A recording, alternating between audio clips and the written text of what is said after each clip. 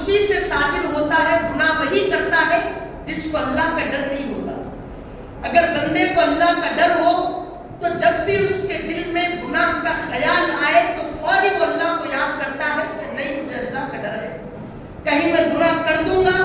اس کے سوچنے سے، اس کے ارادے سے پہلے اور اس گناہ کے کروٹ کر بیٹھنے سے پہلے اور گناہ کرنے کے بعد اگر میری روح چلی جائے گی تو پھر میرا کیا بنے گا؟ تو جس بندے کے دل میں اللہ کا ڈر ہو وہ تمام گناہوں سے پاک۔ اسی لیے اللہ نے کلام پاک میں اللہ والوں کے بارے میں، اپنے دوستوں کے بارے میں کہا الذین آمنوا وکانوا یتقون۔ اس سے پہلے اللہ ان اولیاء اللہ کی آیت پڑھی تو کہا کہ اللہ والے وہ ہوتے ہیں جن کے دل میں اللہ کا خوف ہوتا ہے۔ یہی وجہ ہے کہ وہ اللہ کے خوف کی وجہ سے کوئی گناہ نہیں کرتے۔ اگر ان کے پاس کوئی گناہ کی صورت آ بھی جائے، گناہ کی سوچ آ بھی جائے تو اسی وقت وہ نفس کو ختم کرنے کے لیے، اس سوچ کو مٹانے کے لیے ایسے کام کر بیٹھتے ہیں کہ پھر وہ تصور ختم، وہ سوچ ختم گناہ کرنے کی۔ حضرت شبلی رحمۃ اللہ علیہ کی گفتگو پہلے چلی گئی تھی کہ آپ کے ذہن میں لذیذ کھانا جو حلال ہے وہ کھا سکتے ہیں، لیکن اللہ والوں کا یہ معاملہ ہوتا ہے کہ اگر لذیذ کھانا نفس نے چاہا تو پھر اس نفس کی کاٹ کرتے ہیں۔ تو چاہا ہی کیوں؟ تجھے تمنا ہی کیسے ہوئی؟ کیا تو اللہ کے نزدیک اس قدر بڑھ گیا؟ کیا تجھے دنیا اس قدر، کھانے اس قدر پسند آ گئے کہ اللہ کی یاد سے تو غافل ہو گیا؟ بیٹھے ہوئے تھے اللہ کی یاد میں تو اللہ کی یاد سے غفلت پیدا کرنے کے لیے نفس نے چاہا کہ آج وہ کھائے تو کتنی بڑی بات، آج وہ لذیذ کھانا کھا لوں، وہ ڈش کھا لوں تو کیا ہی اچھا دل کو سکون ملے۔ تو حضرت شبلی رحمۃ اللہ علیہ کے ذہن میں صرف تمنا ہوئی اچھا کھانا کھانے کی، زبان نے تمنا دکھائی، دل نے تمنا دکھائی، تو آپ نے فوری اپنے گھر کے باہر تشریف لے گئے۔ اس زمانے میں گھاس ہوتی تھی، اس زمانے میں زمین کچی ہوا کرتی تھی، سڑکیں نہیں، ہر طرف ہریالی ہوا کرتی تھی۔ گھر کے باہر نکلے، تو نے نفس ارادہ ہی کیسے کیا اچھا کھانے کا، فوری گھاس میں سے کانٹے اٹھائے اور کانٹوں کو منہ میں ڈال لیا، خون نکلنا جاری ہو گیا۔ کہا کہ جب جب تو اچھے کھانے کی نہ کرے گا تو نفس یاد رکھنا تیرا یہی حال ہوگا۔ تو اللہ والے پہلے دیکھتے تھے کہ یہ بولی نفس کی ہے یا بولی اللہ کی جانب سے ہے، دونوں میں فرق کرتے تھے۔ اگر یہ بات اللہ کی جانب سے القا ہے تو پھر وہ کام کرتے تھے، یہ اللہ والوں کا معاملہ۔ تو جب کوئی بندہ اگر یہ کہے کہ مجھے اللہ سے ڈر ہے تو فوری وہ کیا کرے، اپنے اعمال کو دیکھنے لگے، اپنے نام اعمال کا وہ محاسبہ کرے۔ میں کہتا ہوں کہ مجھے اللہ سے ڈر ہے، بیک گراؤنڈ میں آ جائے، پورے اپنی زندگی کے کم از کم 8 دن کو کھنگا لے، ان 8 دنوں میں میں نے کیا کیا کیا۔ اللہ سے ڈر ہے، میں کہتا تھا کیا میں نے فرائض ادا کیے 5 گانا، کیا میں نے کوئی ایسا کام کیا جس سے اللہ ناراض ہو جائے۔ آج کے زمانے میں بندوں کو 8 دن تو دور کی بات، چند لمحے پہلے کا تصور کر لے بندے، کیونکہ اس دور میں بندے ہر لمحہ اللہ کے مخالفت میں رہتے ہیں، اللہ سے ناراضگی کا اظہار دکھلاتے ہیں، ایسے کام کیے جاتے ہیں جس میں اللہ کی ناراضگی ہو۔ اسی لیے بندے کو جب جب کوئی ہدایت دینا ہوتی تو اللہ کلام پاک میں سب سے پہلے اتقوا اللہ کا لفظ لے کر آتا، کہتا کہ بندوں تم اللہ سے ڈرو۔ جب بندہ دنیا میں اللہ سے ڈرے گا، یہ پہلی سیڑھی ہے اس کے بخشش کی، کیونکہ ہر بات جب اللہ کو نصیحت کرنا ہوتی تو اتقوا اللہ کے ذریعے سے، ایمان والوں کے ذریعے سے اللہ مخاطب ہوتا۔ اگر بندہ پہلے اتقوا اللہ کی فہرست میں آ جائے، اللہ سے ڈرنے کی فہرست میں آ جائے تو بندے کی بخشش کی وہ پہلی سیڑھی، اللہ کی معرفت اور اللہ کی عبادت میں داخل ہونے کی سب سے پہلی سیڑھی، اللہ کے راستے میں جانے کی، اس کا راستہ اختیار کرنے کی سب سے پہلی اگر کوئی سیڑھی ہے تو وہ اللہ کا ڈر ہے۔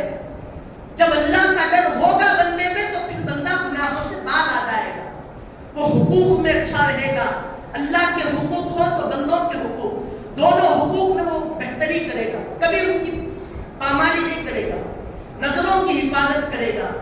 تمام جو گناہ اللہ نے جن سے اللہ ناراض ہے وہ تمام چیزوں سے وہ باز رہے گا۔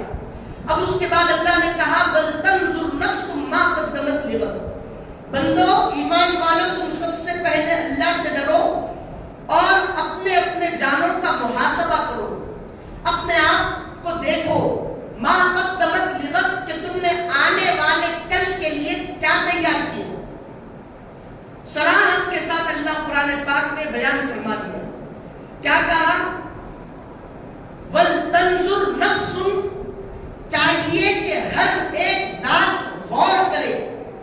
ذات کہتے ہیں جن سے انسانی کو، انسان کو چاہیے کہ وہ غور و فکر کرے اپنی ذات پر، ما قدمت لغد، کہ اس نے آنے والے کل کے لیے کیا کیا۔ وہ آنے والا کل کیا ہے؟ وہ آنے والا کل آخرت ہے۔ حضرت عمر فاروق رضی اللہ تعالی عنہ صحابی رسول، بہت بڑے صحابی رسول، لیکن ان کی یہ کیفیت یہ ہوا کرتی تھی کہ ہر 8 دن میں ایک مرتبہ رجسٹر میں لکھ لیتے تھے۔ رجسٹر تو ڈیلی لکھتے تھے، لیکن 8 دن میں ایک مرتبہ وہ رجسٹر کا محاسبہ کرتے تھے، حساب لیا کرتے تھے۔ ایسا کوئی کام کہ ان سے ہو گیا ہو جس میں اللہ کی مرضی نہ ہو تو اپنا بدن کو ننگا کرتے تھے، بدن سے لباس نکالتے تھے اور اپنے ہی ہاتھوں سے کوڑے مارتے تھے اپنے پیٹھ پر۔ جب ان کا انتقال ہو گیا تو غسال جب غسل دینے لگا تو ان کی پیٹھ کا مشاہدہ کرا تو وہ پیٹھ پر ان کے کوڑے باقی تھے۔ حضرت عمر، ان کی شان یہ کہ جب کوئی ان کا نام لے تو شیطان بھاگ جائے، کسی کو اگر گھبراہٹ ہو تو اگر ان کا نام لے تو گھبراہٹ ختم ہو جائے۔ دنیا میں رہنے کے بعد اللہ نے دنیاوی زندگی میں ان کو جنت کی بشارت دی، تو جنت کی بشارت ملنے کے باوجود صحابہ اکرام کا یہ عمل کہ ہر وقت خشیت الہی ان پر تاری، ہر وقت اللہ سے ڈر۔ کہا کہ کاہے کا ڈر تم کو تو جنت کی بشارت مل گئی، اچھے رہو، ہنستے رہو، کھلکھلاتے رہو، مسکراتے رہو، فکر مت کرو، کیوں فکر کرتے ہو؟ کہا کہ ہمیں فکر اس بات کی ہے کہ ہم کو دنیا میں جنت کی بشارت تو ملی، کہیں وہ ختم نہ ہو جائے، کہیں ہم سے کوئی ایسا کام نہ ہو جائے جس کی وجہ سے اللہ ہم سے ناراض ہو جائے۔ کیونکہ نعمت جب اللہ کو دینا ہوتا وہ نعمت چھیننا بھی اللہ جانتا ہے۔ آج اللہ نے تم کو مال دیا، جائیدادیں دی، نعمتیں دی، تو تم ان نعمتوں کو دیکھ کر کہتے ہو کہ اللہ راضی ہے تو اس نعمتیں دیا، اگر راضی نہیں ہے تو نعمتیں نہیں دیتا تھا۔ اللہ نے کلام پاک میں ان کافروں کی بولی بولی۔ کافر کیا کہتے تھے؟ حضور جب دعوت دیتے تھے دین کی، اسلام کی، تو کہتے تھے کہ اگر ہم کو اللہ کو، اگر ہم سیدھے راستے پر نہیں ہیں تو اللہ یہ انعامات ہم کو کیوں کیا؟ ہم کو جائیدادیں دیا، ہم کو رئیس بنایا، ہم کو ایسا بنایا، ایسا فلاں نعمت دیا۔ اگر ہم اللہ کے مخالف زندگی گزار رہے ہیں تو پھر اللہ ہمارے روحوں سے جسموں سے روح نکال دیتا تھا، کیا وجہ ہے اللہ ہم کو اچھا رکھنے کی؟ تو اللہ کہتا ہے کہ بندو ہم تم کو آزماتے ہیں نعمت دے کر، تو جس بندے کو نعمت نہ ملی وہ بھی بندے اپنے نفس کا محاسبہ کرے، اور جن بندوں کو نعمت اللہ نے دی ہے وہ اور زیادہ کرے، کیونکہ جس کے پاس مال ہے تو سامعین محترم وہ اور زیادہ اپنے نفس کا محاسبہ کرے، کیونکہ اگر اس مال کو غلط راہوں پر خرچ کیا تو زیادہ حساب، جس کے پاس مال نہیں ہے جو چیز ہے اس کو اس کا حساب دینا پڑے گا۔ تو اللہ نے کہا وَلْتَنْظُرْ نَفْسٌ مَا قَدَّمَتْ لِغَدٍ، بتاؤ تو صحیح کہ آنے والے کل کے لیے کیا کیا۔ جب روح تھے وعدہ تو بڑا کر لیا کہ تجھ کو چاہیں گے، تجھ کو مانیں گے، تو میرا میں تیرا، یہ باتیں تم نے کی تھی نا، اب بتاؤ کہ آنے والے کل کے لیے کیا کیا؟ کہا کہ کچھ نہیں کیا۔ جب قبر میں چلے جائیں گے تو پوچھے گا کہ کیا میں کلام میں نہیں فرمایا تھا؟ کیا میں نے تم کو وہ دیا نہیں تھا کلام؟ کیا ہماری قرآن تمہارے پاس نہیں آئی تھی؟ کیا ہمارے بھیجے ہوئے علماء اللہ والے تمہارے پاس نہیں آئے تھے؟ کیا تمہارے ذہن سے وہ آیت نہیں گئی تھی کہ وَلْتَنْظُرْ نَفْسٌ مَا قَدَّمَتْ لِغَدٍ، کہ آنے والے کل کے لیے تم نے کیا تیار کیا؟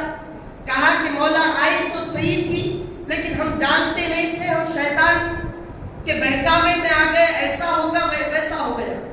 پھر اپنا رونا بندے روتے ہیں گناہ کرنے کے بعد۔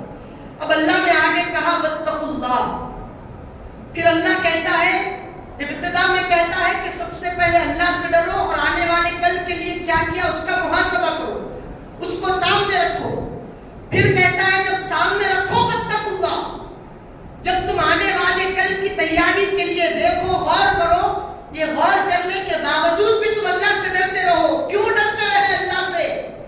مولا کیا وجہ ہے تم سے ڈرنے کی؟ بندوں کے سوال کرنے سے پہلے اللہ نے آگے جواب پھر دیا.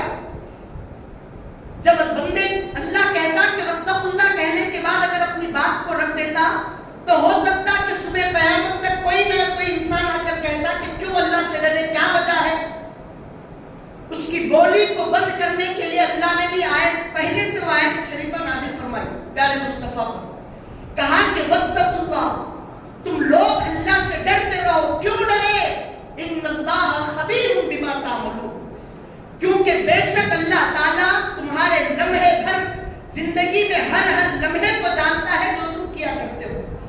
خبیر بما تعملون، ہر وہ چیز کا وہ باخبر ہے جو کچھ تم کرتے تھے. اب اپنی زندگی کو کھنگالو کہ کل اس وقت ہم نے کیا کیا تھا پتہ نہیں، 8 دن پہلے اس وقت کیا کیا تھا پتہ نہیں، اس سے آدھا گھنٹہ پہلے ہم کیا کر رہے تھے ہم کو پتہ نہیں، کوئی اچھا کام. لیکن یاد رکھو تمہاری جتنی بھی زندگی کتنی ہی بڑی کیوں نہ ہو، جب تم جاؤ گے تو اللہ کے رجسٹر میں وہ درج ہوگا. جب تمہارے پاس وہ دفتر کو کھولا جائے گا، تمہارے نام اعمال کو کھولا جائے گا، بتایا جائے گا، تو تم دیکھ کر پھر جاؤ گے ہائے ہائے میں نے ایسا کیا کیا، میں نے ایک کام نہیں کیا. پھر جاؤ گے. پھر اللہ کہے گا الیوم نختم علی افواہہم، آج کے دن یعنی محشر کے دن ہم تمام انسانوں کے منہوں پر مہر لگا دیں گے، ان کی زبانیں کچھ نہیں کہہ سکیں گی. وَتُكَلِّمُنَا أَيْدِيهِمْ، بلکہ ہم ان کے ہاتھوں کو اجازت دیں گے کہ وہ کہے. وَتَشْهَدُ أَرْجُلُهُمْ، اور ان کے پاؤں سے کہیں گے کہ وہ اس کے مخالف گواہی دے، اس کے متعلق گفتگو کرے کہ دنیا میں کیا کیا کرتا تھا. ظاہر سی بات ہے کہ زبان سے جب تکرار ہوگی، گفتگو ہوگی تو بندے پھر جائیں گے.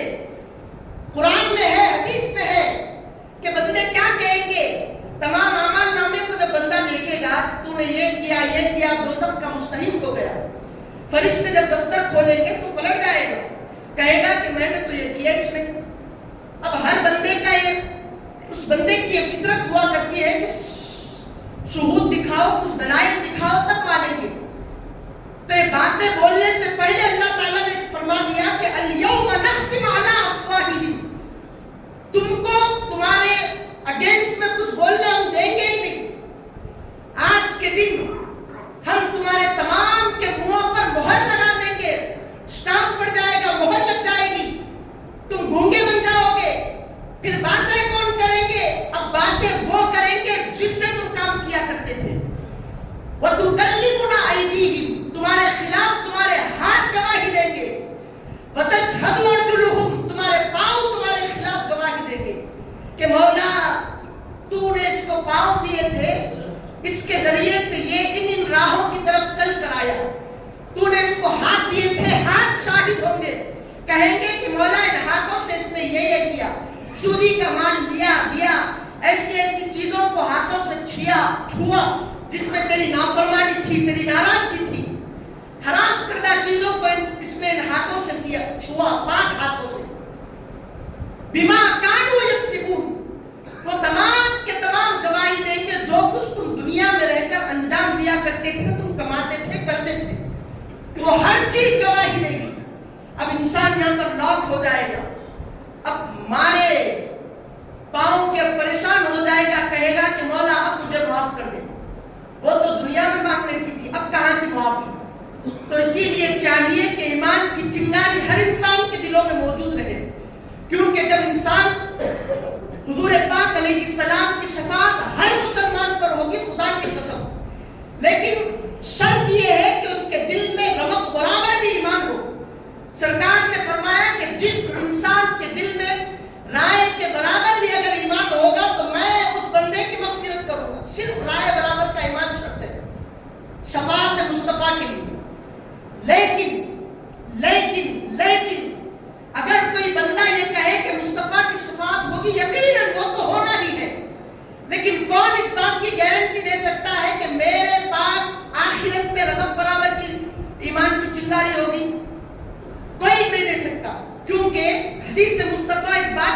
گارنٹی دیتی ہے، اس بات کو دلالت کرتی ہے اس بات پر کہ جب بندہ اللہ کی نافرمانی میں حد سے تجاوز کر جاتا ہے، اللہ کی نافرمانی جب بندہ کرتے کرتے جب آگے بڑھ جاتا ہے، دل ہر طرف سے سیاہ ہو جاتا ہے، تو ہو سکتا ہے کہ اس کے مرنے کے وقت ایمان پر خاتمہ نہیں ہوگا اس کا۔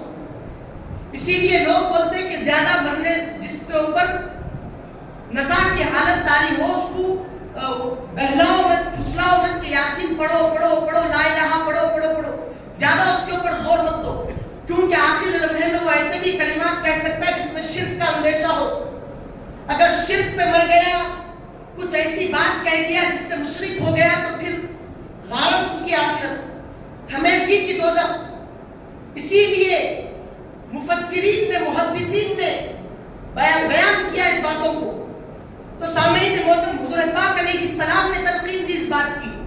تو یہ معاملہ بندوں کے ساتھ ہوتا کیا کہ اگر بندہ اپنے گناہوں میں حد سے تجاوز کر جائے، تو جب حد سے تجاوز کر جاتا، دل مکفل ہو جاتا، یہاں سے اللہ کی رحمت آتے آتے چاہتی کہ دل میں اترے، لیکن دل میں کوئی ایسی رغبت برابر رحمت کا کوئی اندیشہ نہیں، کوئی دل پاک نہیں، ہر طرف سے دل سیاہ ہو گیا۔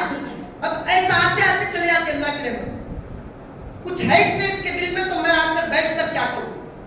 اسی لیے بندوں کو چاہیے کہ وہ اللہ سے ڈرے اور تمام دلوں میں موجود سیاہی کو ختم کرے، اس کے بعد جا کر اللہ کی رحمت ہمارے دلوں میں منتقل ہوگی۔ تو سامعین محترم، کوئی انسان کتنا بھی بڑا عابد ہو، اس بات پر دلالت نہیں کر سکتا، اس بات کی گارنٹی نہیں دے سکتا کہ میرا حشر ایمان پر ہوگا، میرا خاتمہ، کیونکہ اگر اللہ اس کو چاہے، کیونکہ تقدیر پر ایمان لانا ضروری ہے۔ اب کوئی ہوتے ہی بلکہ گواہی نہیں دے سکتا، حسن ظن تو اس کو رکھنا ہے۔ اللہ ہر ایک کو ایمان پر خاتمہ نصیب فرمائے، مگر سامعین محترم یہ بات یاد رکھیں، ہر وقت دعاؤں میں کہتے رہیں کہ مولا ایمان پر خاتمہ نصیب فرمائے۔